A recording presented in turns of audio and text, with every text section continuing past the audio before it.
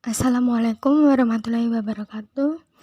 Kami kelompok 4 dari PPS 3C yang beranggotakan Khairul Huda, Nur Lailatul Mungizidah, Anggi Puspitasari, Angelia Novitasari, dan Latifa Nurhana.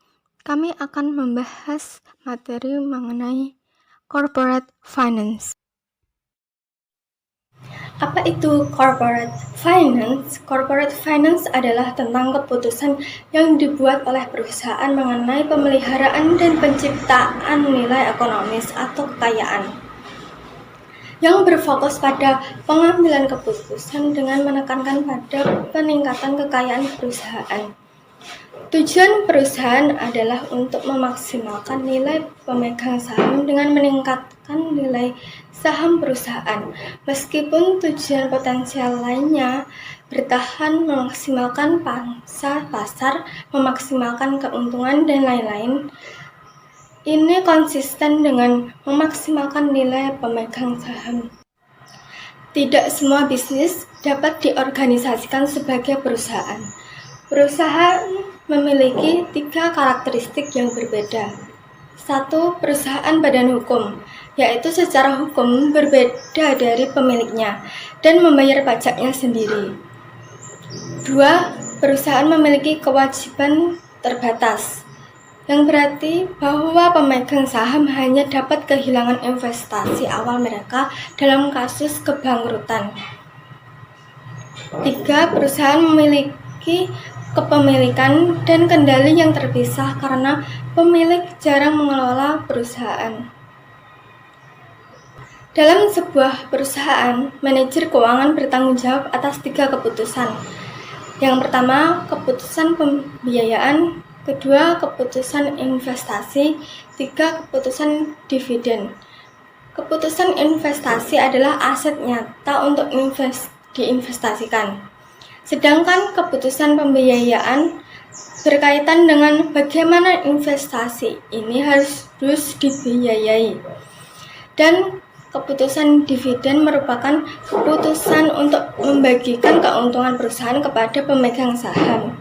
Oleh karena itu, tugas manajer keuangan adalah memutuskan ketiganya sehingga nilai pemegang saham dimaksimalkan. Selanjutnya mengenai materi fungsi manajer keuangan. Fungsi manajer keuangan di sini terbagi menjadi 7 fungsi manajer keuangan. Fungsi yang pertama yaitu mengenai fungsi perencanaan keuangan. Perencanaan keuangan di sini itu membuat rencana pemasukan dan pengeluaran serta kegiatan-kegiatan lainnya untuk periode tertentu. Kemudian fungsi manajer keuangan yang kedua yaitu mengenai penganggaran keuangan. Penganggaran keuangan itu berarti tindak lanjut dari perencanaan keuangan tadi dengan membuat detail-detail pengeluaran dan pemasukannya. Fungsi manajer keuangan yang ketiga yaitu pengelolaan keuangan. Pengelolaan keuangan yaitu menggunakan dana-dana perusahaan itu untuk memaksimalkan dana yang ada dengan berbagai cara. Fungsi manajer keuangan yang keempat yaitu mengenai pencairan keuangan. Pencairan keuangan di sini berarti kita itu mencari dan mengeksploitasi sumber dana yang ada untuk dipergunakan dalam kegiatan operasional perusahaan. Kemudian fungsi manajer keuangan yang kelima yaitu penyimpanan keuangan. Penyimpanan keuangan berarti kita mengumpulkan dana-dana perusahaan serta menyimpan dana tersebut itu dengan aman. Fungsi manajer keuangan yang keenam yaitu pengendalian keuangan. Pengendalian keuangan di sini kita melakukan evaluasi serta perbaikan atas keuangan dan sistem keuangan yang ada pada perusahaan. Selanjutnya, fungsi manajer keuangan yang terakhir atau yang ketujuh itu tentang pemeriksaan keuangan. Pemeriksaan keuangan di sini kita melakukan audit. Audit apa? Audit internal atas keuangan perusahaan yang ada agar tidak terjadi penyimpangan atau perbedaan dalam segi perhitungannya. Materi yang selanjutnya mengenai peran manajer keuangan. Kesuksesan suatu perusahaan itu dipengaruhi oleh adanya kemampuan manajer keuangan untuk beradaptasi terhadap perubahan, kemudian meningkatnya dana perusahaan, sehingga kebutuhan perusahaan itu dapat terpenuhi. Kemudian investasi dalam aset-aset perusahaan pun dapat terpenuhi juga, serta kemampuan mengelola dalam suatu usaha itu juga dilakukan secara bijaksana.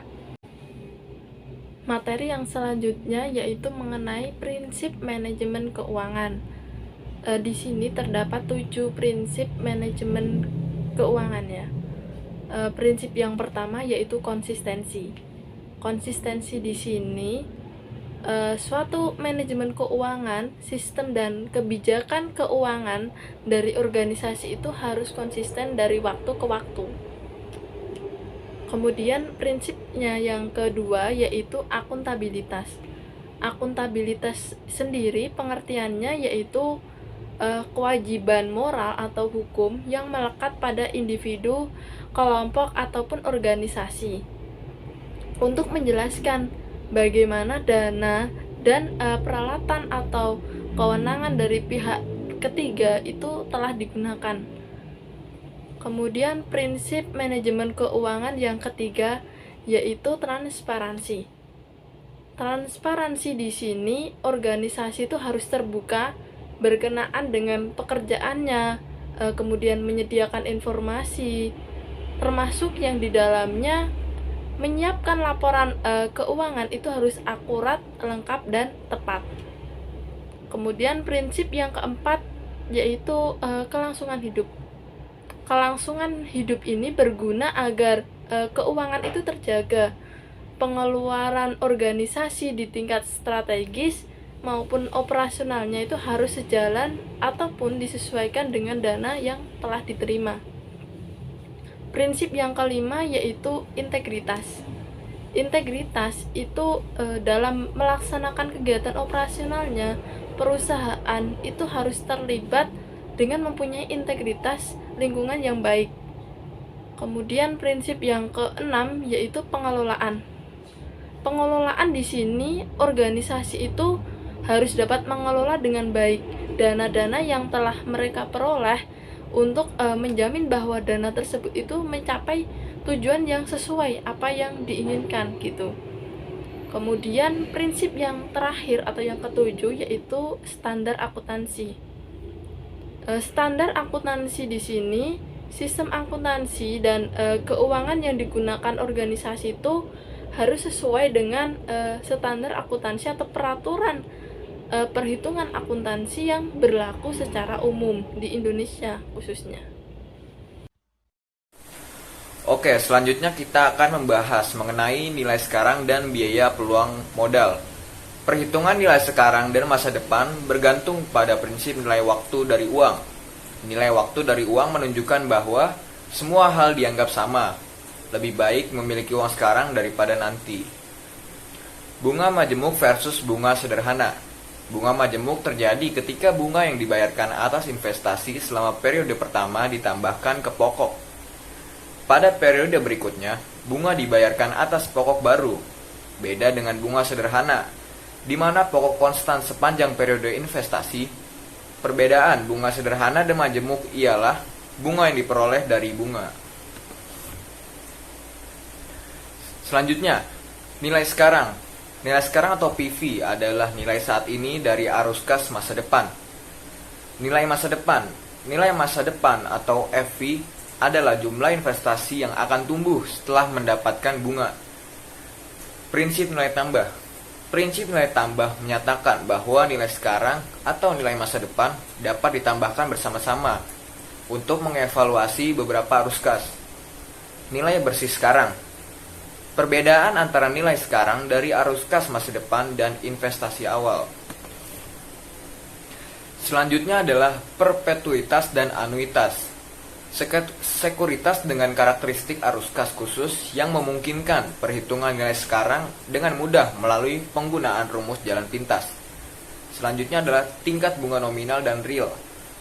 Arus kas dapat berupa dolar saat ini, atau nominal, atau konstan, nyata. Inflasi adalah tingkat di mana harga secara keseluruhan meningkat, sedangkan tingkat bunga nominal adalah tingkat di mana uang yang diinvestasikan tumbuh. Tingkat bunga real adalah tingkat di mana daya beli suatu investasi meningkat. Selanjutnya, ada 5 hubungan penting terkait nilai obligasi. Yang pertama, nilai obligasi terbalik terkait dengan perubahan tingkat bunga. Yang kedua, nilai pasar obligasi adalah lebih sedikit dari nilai nominal jika tingkat yang diminta investor adalah di atas tingkat bunga kupon. Yang ketiga, saat jatuh tempo mendekati nilai pasar obligasi mendekati nilai nominal.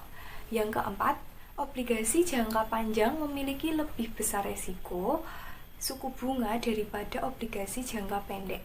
Dan yang kelima, terakhir itu adalah sensitivitas nilai obligasi terhadap perubahan suku bunga tergantung tidak hanya pada lamanya waktu hingga jatuh tempo, tetapi juga pada pola arus kas yang disediakan oleh obligasi. Kemudian terdapat risiko. Di sini disebutkan risiko dan premi risiko. Premi risiko atas keuangan mengkompensasi investor untuk mengambil risiko. Nah, sedangkan premi risiko adalah perbedaan antara pengembalian keamanan dan tingkat bebas risiko. Pengaruh diversifikasi terhadap risiko. Nah, risiko aset individu dapat diukur dengan varian pengembalian. Risiko aset individu dapat dikurangi melalui diversifikasi. Nah, diversifikasi mengurangi variabilitas ketika harga aset individu tidak berkorelasi sempurna. Setelah risiko dan premi risiko, yang kedua ada mengukur risiko pasar. Risiko pasar dapat diukur dengan beta yang mengatur seberapa sensitif return terhadap pergerakan pasar. Jadi, beta mengukur risiko suatu aset relatif terhadap aset rata-rata. Risiko dan pengembalian portofolio. Pengembalian yang diharapkan pada portofolio saham itu adalah rata-rata tertimbang dari pengembalian yang diharapkan pada masing-masing saham tersebut. Efisiensi pasar. Nah, di pasar yang efisien, pengembalian sekuritas adalah kompensasi bagi investor untuk nilai waktu, uang, dan risiko.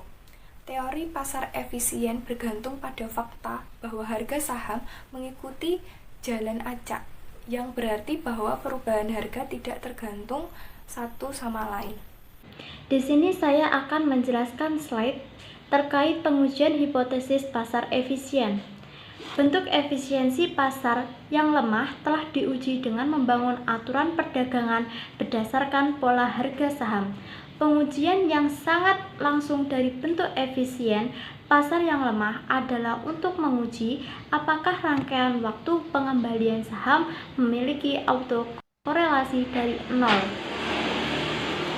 Slide selanjutnya, keuangan perilaku. Keuangan perilaku menerapkan ilmiah tentang bias kognitif dan emosional untuk lebih memahami keputusan keuangan. Kognitif mengacu pada bagaimana cara orang berpikir. Dengan demikian, keuangan perilaku muncul dari literatur psikologi besar yang mendokumentasikan bahwa orang membuat kesalahan sistematis dalam cara berpikir mereka sendiri. Contohnya, mereka terlalu percaya diri, mereka terlalu membebani pengalaman baru-baru ini, dan lain-lain sebagainya. Slide selanjutnya membahas tentang karakteristik hutang. Hutang memiliki fitur yang memungkinkan peminjam untuk meninggalkan kewajiban mereka untuk membayar dengan imbalan aset perusahaan. Risiko default adalah istilah yang digunakan untuk menggambarkan kemungkinan bahwa perusahaan meninggalkan kewajibannya, baik secara sukarela maupun secara tidak sukarela. Utang dapat mengambil banyak bentuk, misal cerukan bank, surat kabar komersial, pinjaman hipotek, pinjaman bank, surat berharga komersi, subordinasi, sewa, dan bahkan obligasi konverensi. Selanjutnya, slide yang terakhir itu terkait pembiayaan dan penilaian perusahaan. Nilai perusahaan ditentukan dengan mendiskontokan semua arus kas masa depan dengan biaya modal rata-rata tertimbang. Yang membuatnya penting untuk memahami apakah biaya modal rata-rata tertimbang dapat diminimalkan dengan memilih struktur-struktur modal yang optimal. Dalam artian, yaitu campuran pembiayaan, utang, dan ekuitas. Sekian dari kami. Terima kasih. Wassalamualaikum warahmatullahi wabarakatuh.